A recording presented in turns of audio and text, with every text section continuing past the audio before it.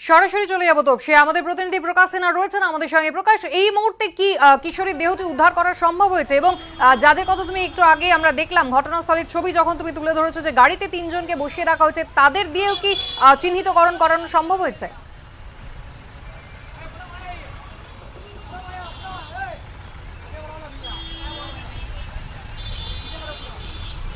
একদম তোমাকে প্রথমেই জানিয়ে দিই, যেটা পুলিশ সূত্রের খবর, সেই দেহ উদ্ধার করা হয়েছে। আমি ক্যামেরাম্যান কিশোর মালাকারকে বলবো ঠিক সেই জায়গা দেখাতে। আমরা ঠিক দাঁড়িয়ে রয়েছি তপসিয়ার ঠিক সেই খালের সামনে, যে খাল দিয়ে সেই 12 বছরের কিশোরীর দেহ উদ্ধার করা হয়েছে। আমরা দেখতে পাচ্ছি সামনে একটি ব্রিজ রয়েছে, সেই ব্রিজের ওপর থেকেই কিন্তু সেই 12 বছরের কিশোরীর দেহ নিচে ফেলে দেওয়া হয়েছিল।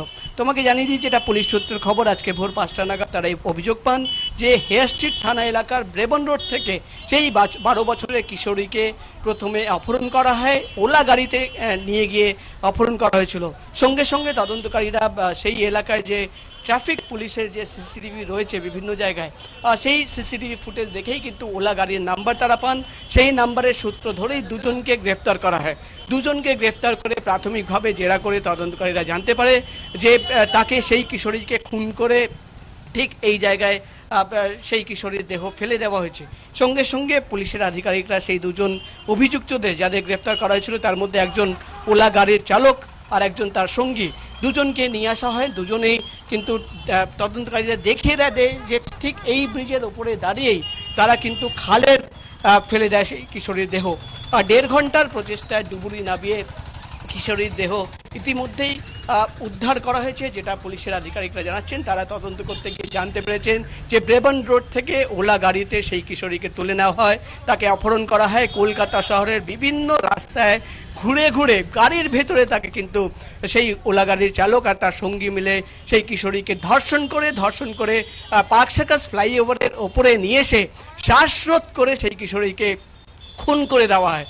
খুন করে সেই কিশোরীকে ঠিক এই খালে নিয়ে এসে ফেলে দেওয়া হয়।